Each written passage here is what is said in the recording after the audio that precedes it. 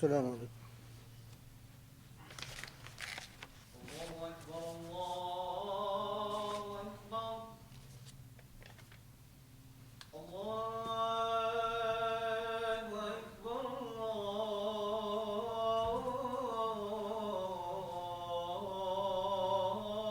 الله أكبر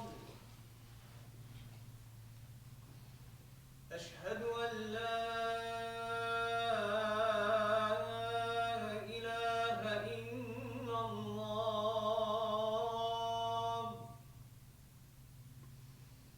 أشهد أن لا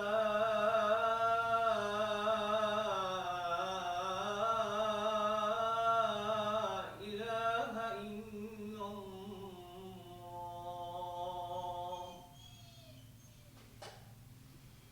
أشهد أن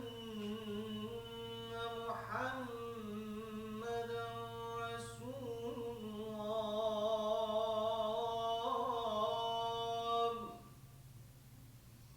أشهد أن محمدا رسول الله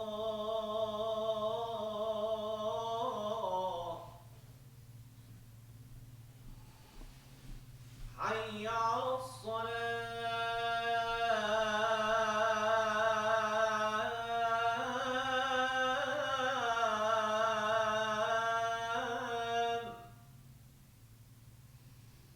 حي على الصلاة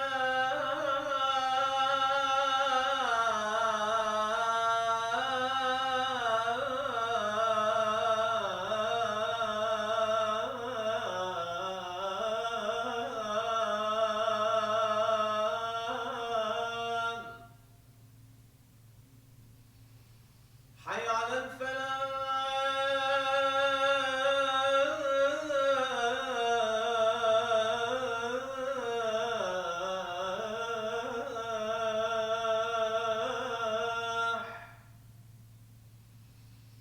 حي على الفلاح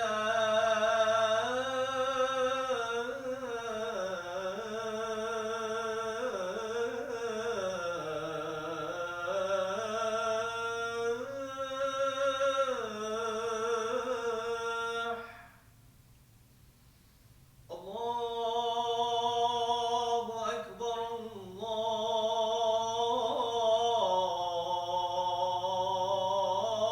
الله أكبر لا إله إلا الله بسم الله الرحمن الرحيم. والحمد لله رب العالمين، وسبحان الله العلي العظيم، ونشهد أن لا إله إلا الله وحده لا شريك له، ونشهد أن محمدًا رسول الله النبي الأمين المرسل رحمة للعالمين.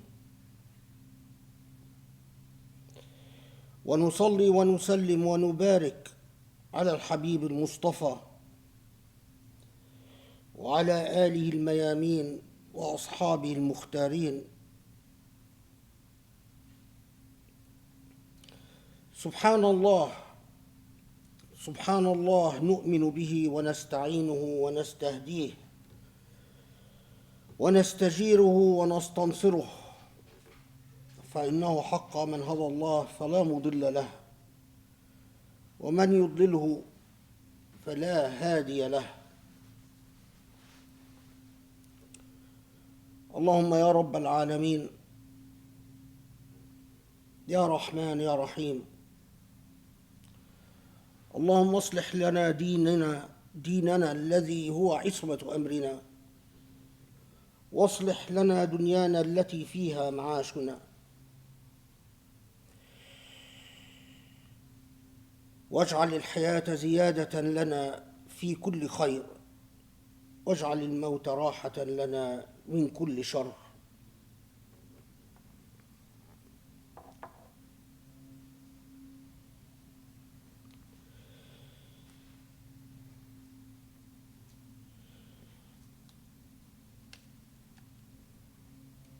how easy it is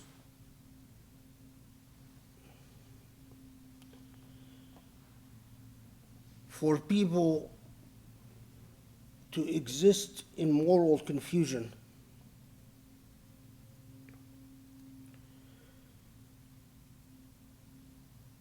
Moral confusion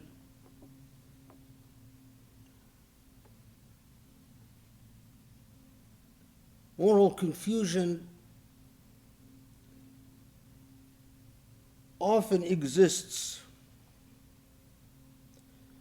not so much because of incorrect thinking,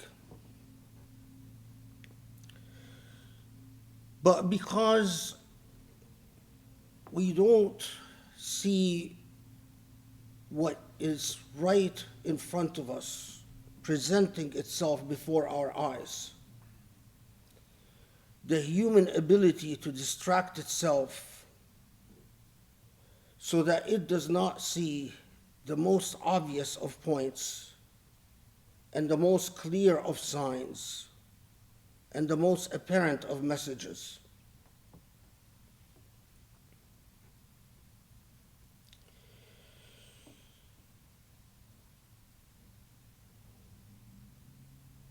Our entire age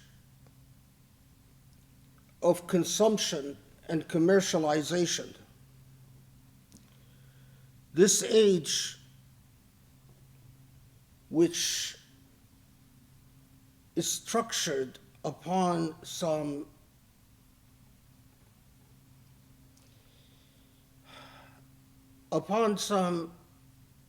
trenchant, immoral truth that stare us in the face all the time, but especially for people who have an incentive to exist distracted, as if in a stupor, as if in some form of hypnosis, so that they can conveniently ignore what their soul, what their heart, what their intellect would tell them they should not ignore.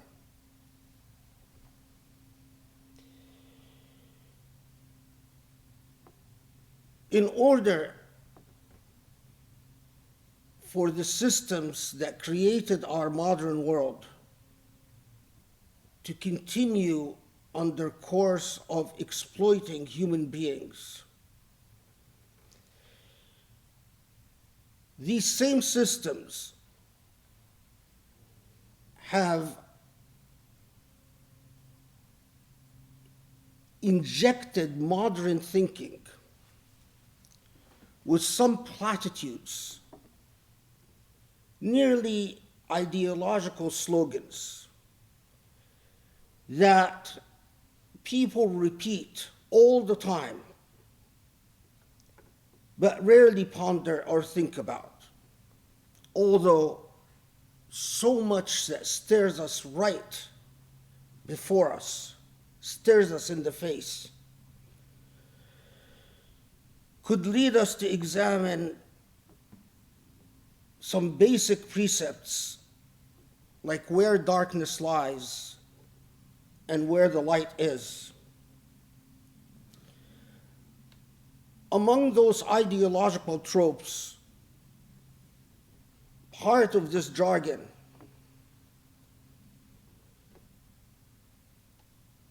is to tell the privileged, to tell the comfortable, to tell those who systems of power have a vested interest in keeping docile and apathetic and unlively, to sell them on some basic myth. The myth is that I am basically a good person, why is there any moral problem to my existence? I don't hurt anyone. I don't bother anyone. All I do is live my life. And so I am basically a good person. And if I am basically a good person, then why do I need to submit to a higher power that sets prescriptions, boundaries, rules for me?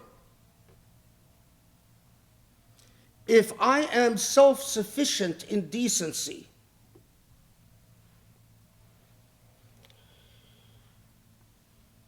then what possible value does the Supreme Being add to me?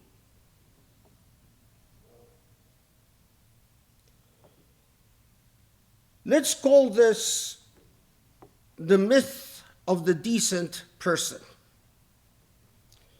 In law, we have the myth of the reasonable person. In law, in order to think of legal standards, in order to think of when people should be liable for something, when people should be held accountable for something, we repeat a myth, and the myth is known as the myth of the reasonable person. We imagine what reasonable people would know, how reasonable people would act.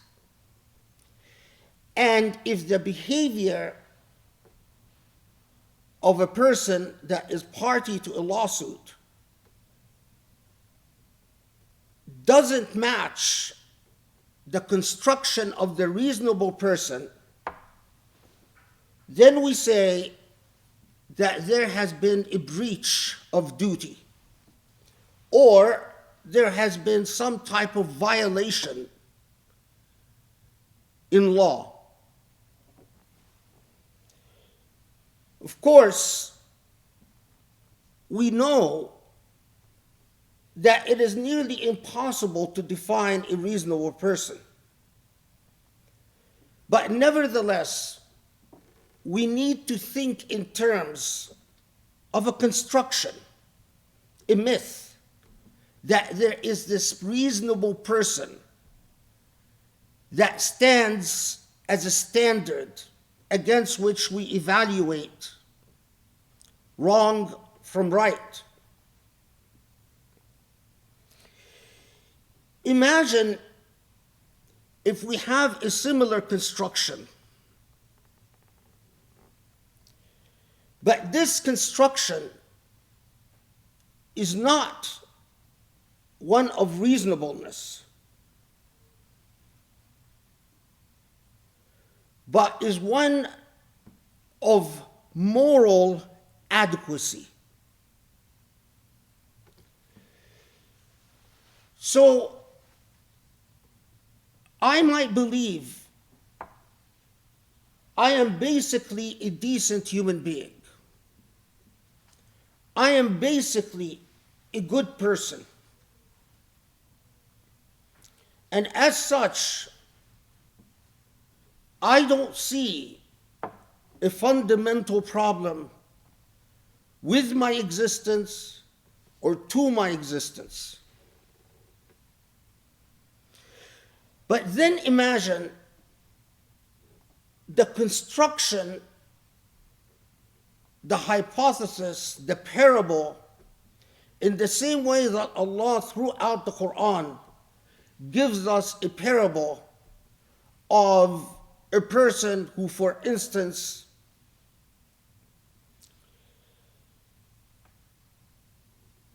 owns crops and farms, and is ungrateful to God until God destroys these crops, and then this person is regretful and sorrowful for being ungrateful. The Quran is full of these parables. Well, imagine a different type of parable. A parable in which the presumed decent human being is brought eventually to life. After death, we imagine this decent human being is brought back to life. And when this person is brought back to life, there is a small litmus test. That person who said, I am basically a decent human being, is told that after being brought back to life, we will not bother you. We will let you enjoy your reincarnation in whichever way you want, on one condition.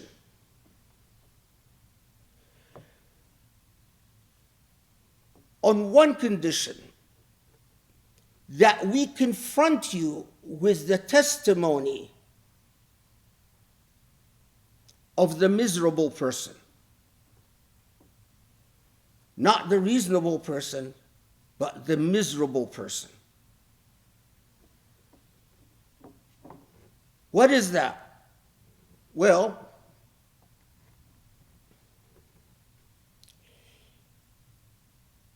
you maintain throughout your life that you're basically a decent person, that you're a good person. And we are willing to believe you on one condition, that those people who suffered during your lifetime, who were inflicted with intense suffering, get to confront you and assess your decency from the perspective of their misery. And if they and you, after this confrontation, come to the conclusion that in fact you were a decent person, you get pass go. Then you're fine. But if you're unable to answer their questions, unable to meet their challenges, then buddy, you're in big trouble. Okay, let's take on this challenge. I lived my life in the firm belief that I am basically a decent person. Okay. Just off the headlines, there is a massive earthquake in Afghanistan that killed over 1,000 by official counts, and likely much more. There is a very serious famine in Afghanistan. The United States, because of the sanctions that it has against Afghanistan, is seriously hampering aid work. As a result, thousands of children are starving to death. So we pick a prototype of the miserable person, and we ask that miserable person who is suffering in the aftermath of the earthquake and in the aftermath of US sanctions, and the aftermath of the famine and say, do you see this decent person who has been reincarnated? What did you want from them? If they say, I didn't want anything and I didn't expect anything, you're free and clear. But if they say, from my perspective, in the depth of my misery,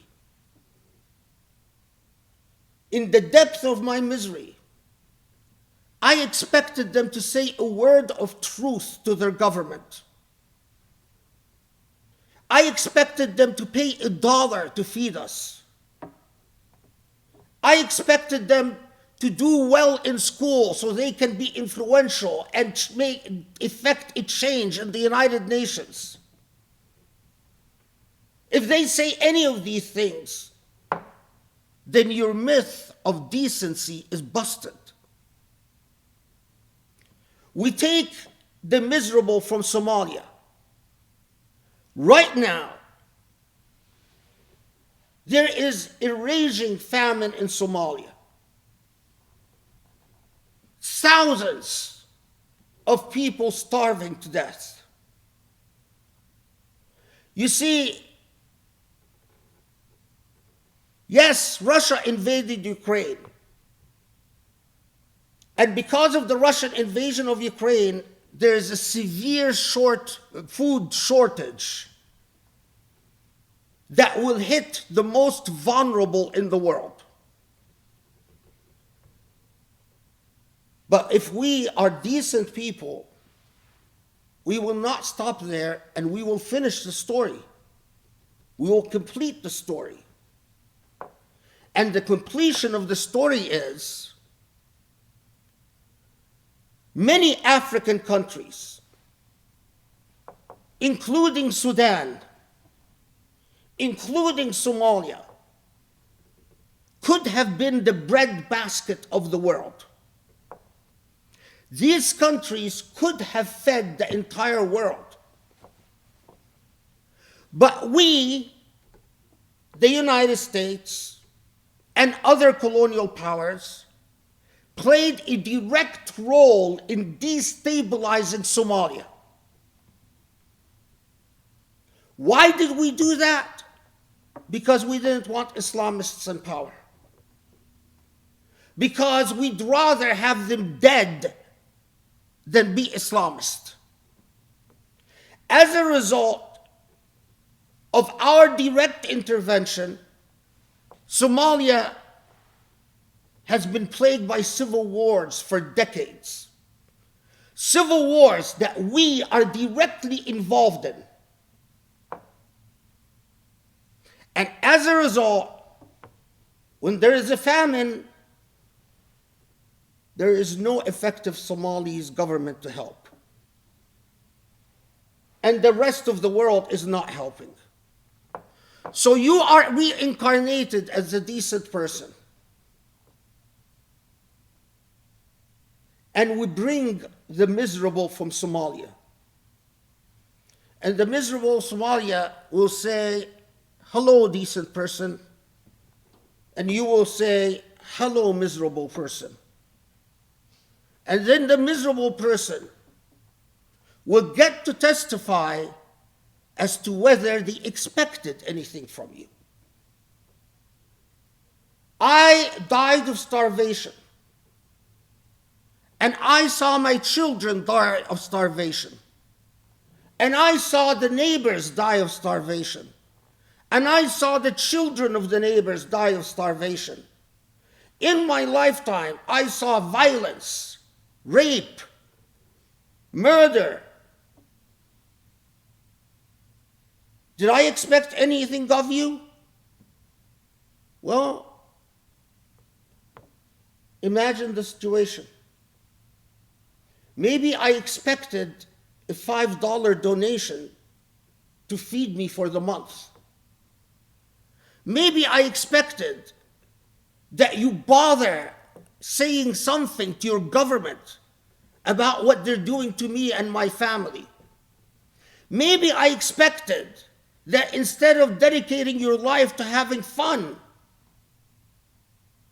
or dedicating your life to being popular on social media, or dedicating your life to getting more views and more likes,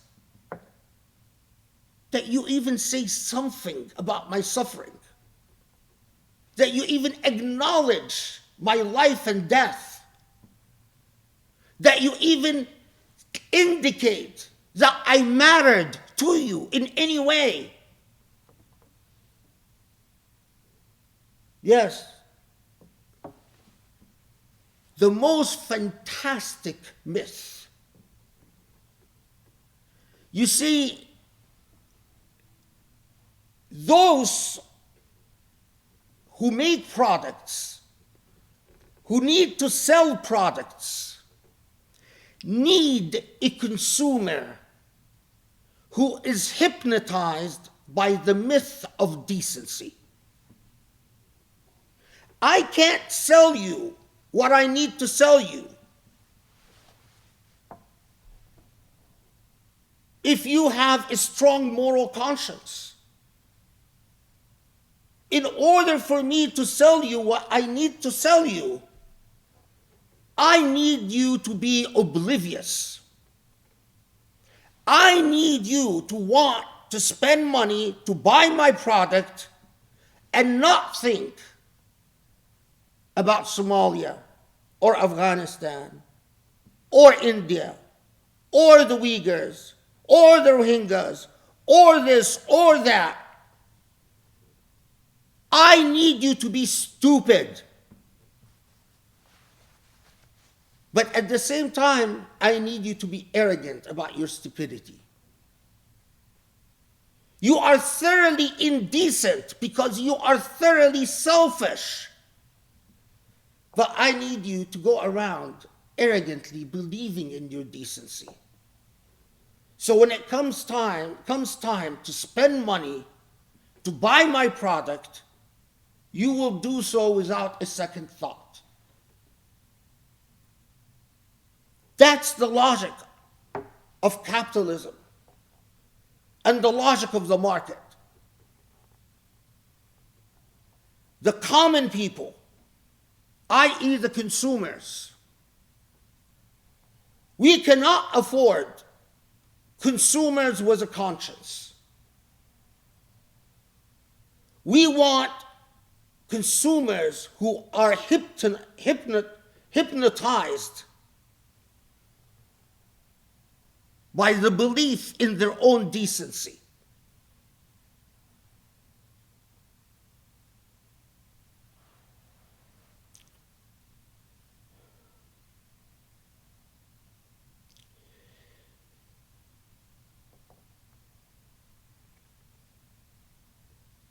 So much. How else?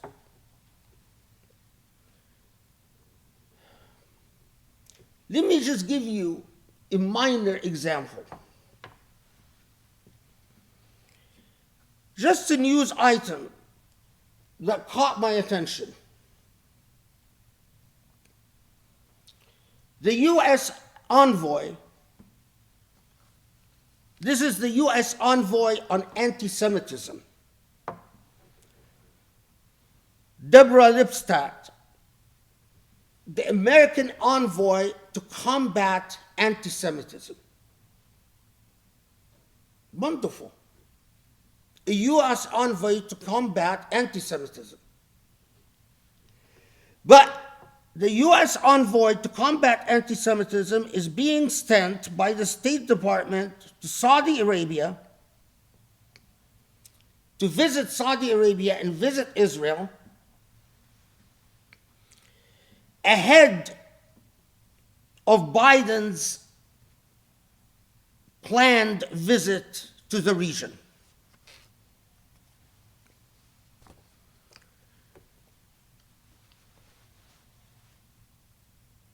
What the U.S. envoy on anti-Semitism visiting Saudi Arabia at this time says is volumes.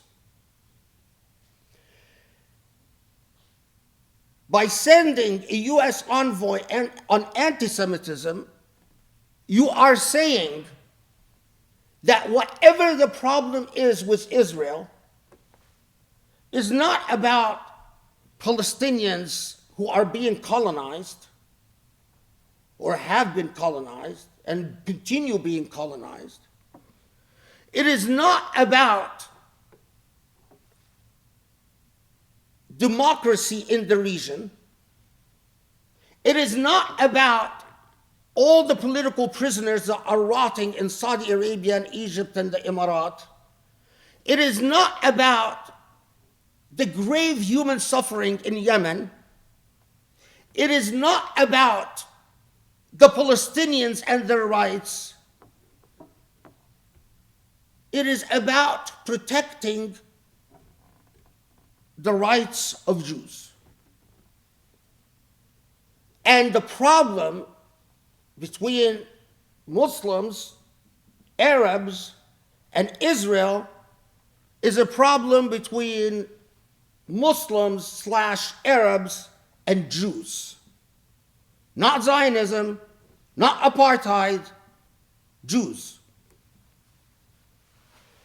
I submit to you that this is a highly racist act.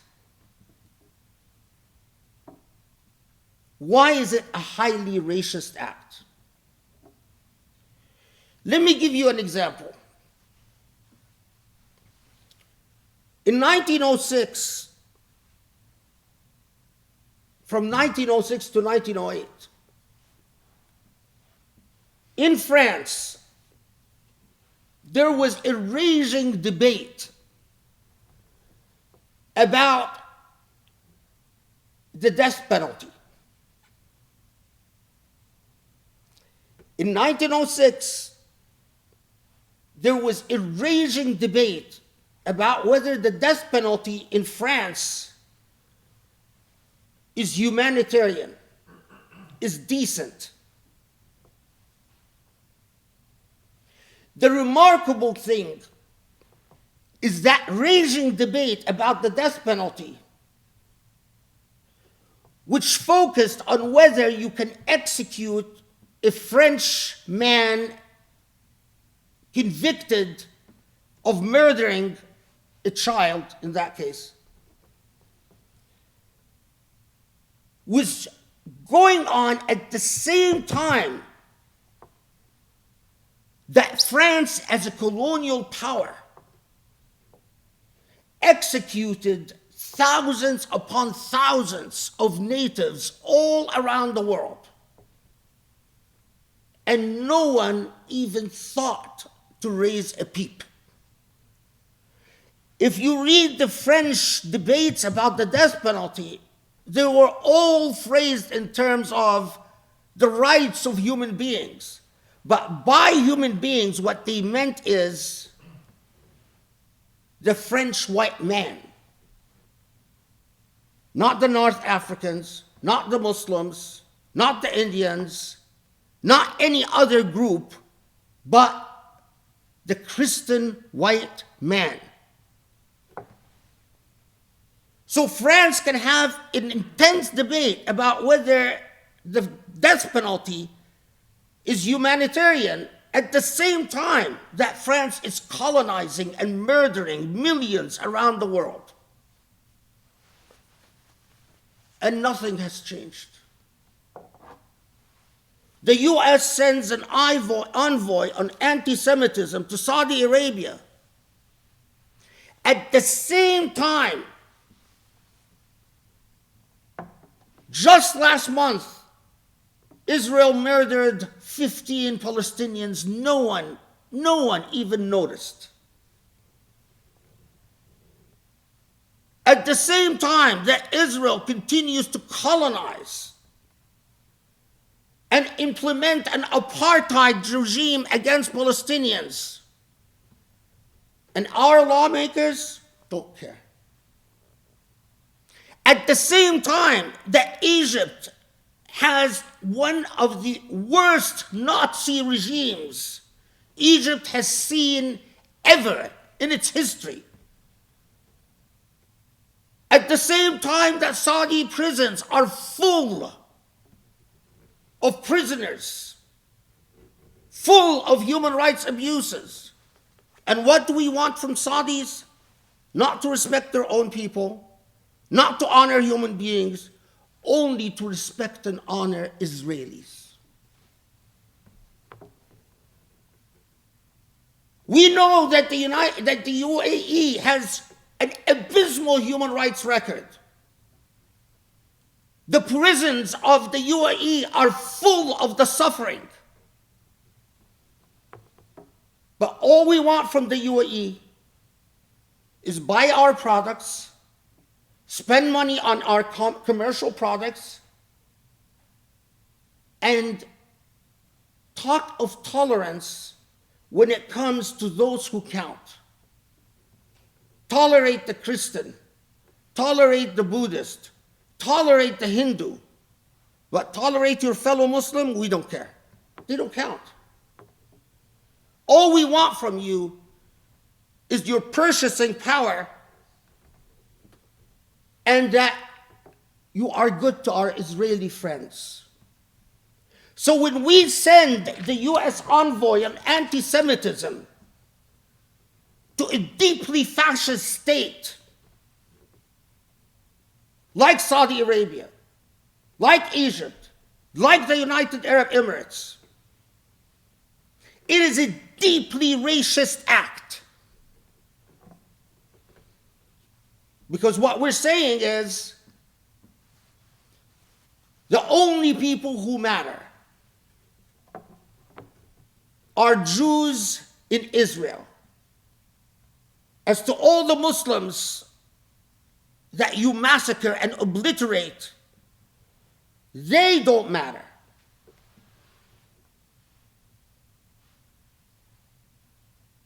We come to the myth again of the decent person. So, when you are reincarnated, we bring the miserable person who perished in a Saudi prison, the miserable person who perished in an Emirati prison, the miserable child who perished when an American-made missile fell upon her head in Yemen, the miserable Egyptian who died as a political prisoner in Egypt. And they see you and they say, hello, decent person. And you say, hello, miserable person. And the same question. You miserable person, in your eyes, was I a decent person? Not in my eyes. And they say, you're American, you were born with numerous privileges, you watched me suffer and die, and I didn't matter one iota to you. You didn't even bother send a single tweet about me. You didn't even bother raising a little voice about my life with your government. You didn't even bother talking about me in your mosque. I existed as zero and died as zero to you, and you're telling me you're a decent person?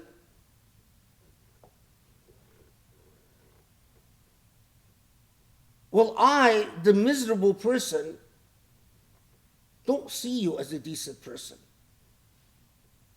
I see you as a highly selfish, narcissistic, sorry excuse for a human being.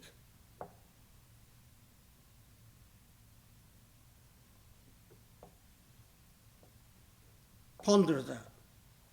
May Allah forgive our sins. أسأل الله يستجب لكم. بسم الله الرحمن الرحيم والحمد لله رب العالمين وسبحان الله العلي العظيم اللهم صل وسلم وبارك على محمد وعلى آله وأصحابه يا رب العالمين وعلى من اتبعوا بإحسان إلى يوم الدين.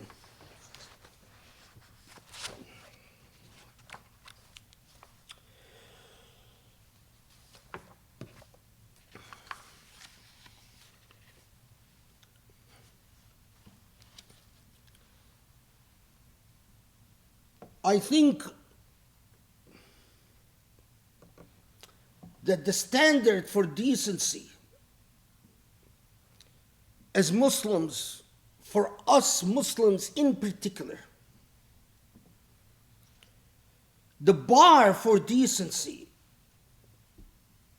has now become ever more unattainable,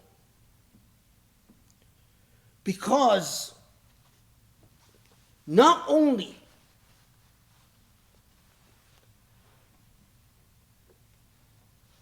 do we exist in selfishness, and we really do very little to help the miserable, but there is a grave crime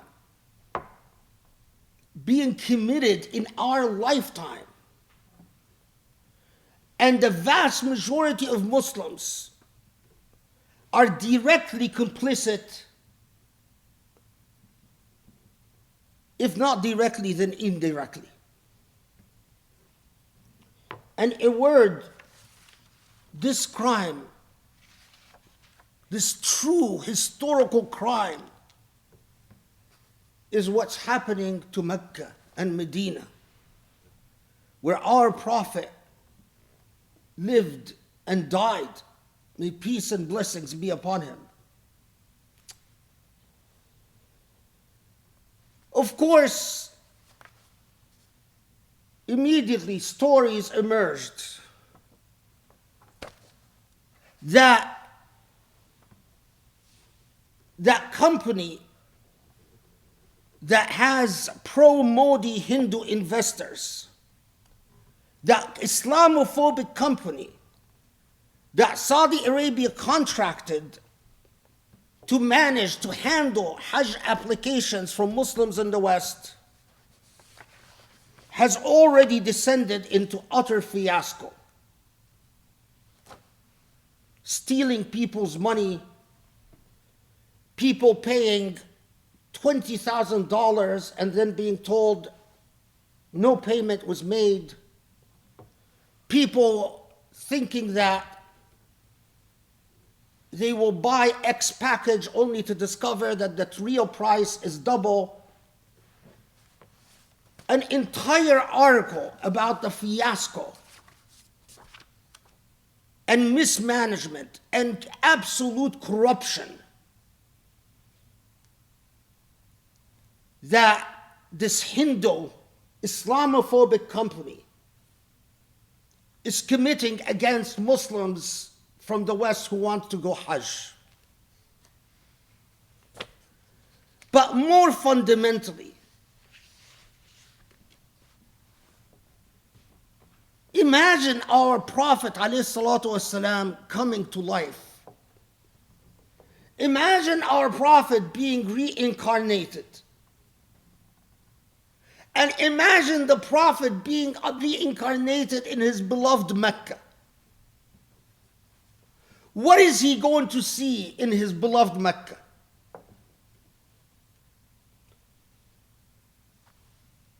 He's going to see sprawling malls with the latest fashions and labels from Paris and Italy and God knows what, and New York. He's going to see Starbucks everywhere. He's going to see McDonald's and Burger King. He's going to see sprawling luxury hotels. If you have money and you can afford to stay in a luxury hotel, you are but a few feet from the haram. If you don't have money, then you have to walk great distances to even reach the haram.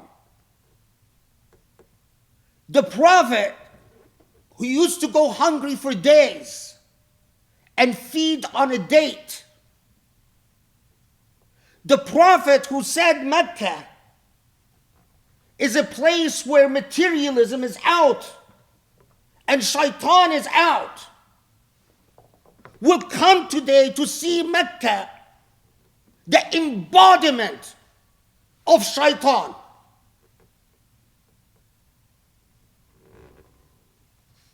Read an article, Mecca, the commodification of a city. Mecca has become a Las Vegas, where the rich, the wealthy, filthy rich get to stay in the most luxurious places, stand in their window and look at the Kaaba from on high, spend hundreds of dollars on lunch and dinner, go shopping for the latest models of everything in the fanciest stores.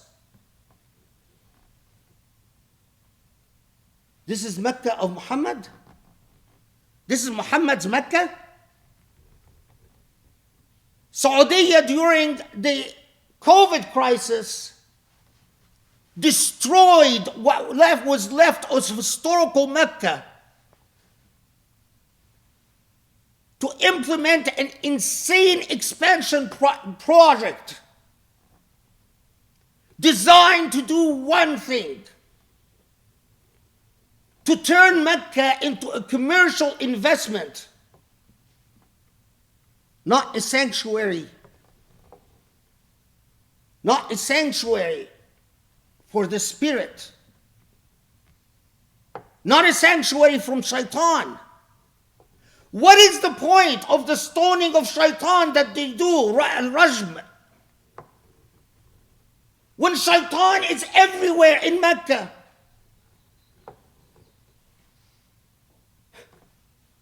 There's no point.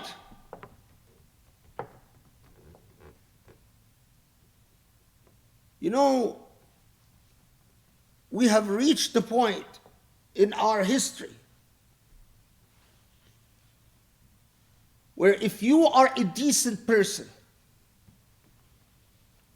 you believe that you're a decent person, and you spend money from your pocket, instead of giving the 20,000 to the Afghanis or the Yemenis or the Somalis or the Palestinians or the Uyghur Muslims or the Rohingyas, you put it in the pocket of these corrupt Saudis who run Mecca. Then imagine the miserable testifying against you when you are reincarnated. Because if you put this money in the pockets of the corrupt Saudis and their Islamophobic allies in India, there is not an iota of decency in you. From this podium, I am now comfortable in saying, your Hajj is a sin. Your Umrah is a sin. Is a sin. Is a sin.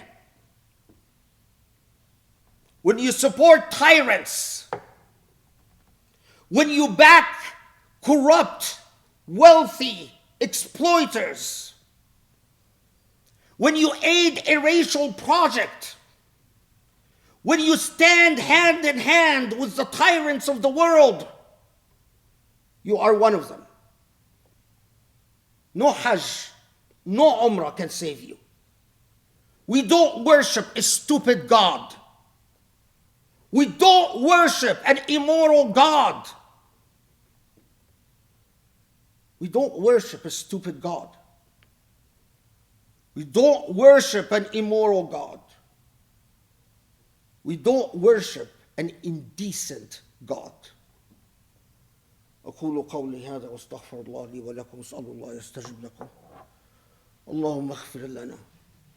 اللهم اعف عنا.